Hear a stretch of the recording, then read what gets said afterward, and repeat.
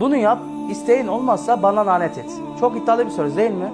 Önce iddiayı söyleyeyim. Her kim sabah namazından sonra oturarak bu isimleri 100'er kere okuyup Allah'tan bir hacet ister de gerçekleşmezse mukatilin ölüsüne de dirisine de lanet etsin. Doğruluk payı var mı peki? Evet, doğruluk payı var. Ama kaçırdığınız bir şey var. Esmaları söylemeden önce onu anlatayım. Sonra esmalara geçeceğim. Dil farkı var. Allah'tan isteyen kişinin Allah'a yakınlığı farkı var.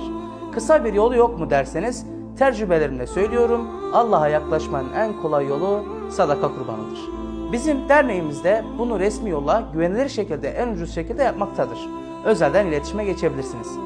Şimdi 100 defa okuyacağınız esmalar şunlar. La havle ve la kuvvete illa billahil aliyyil azim.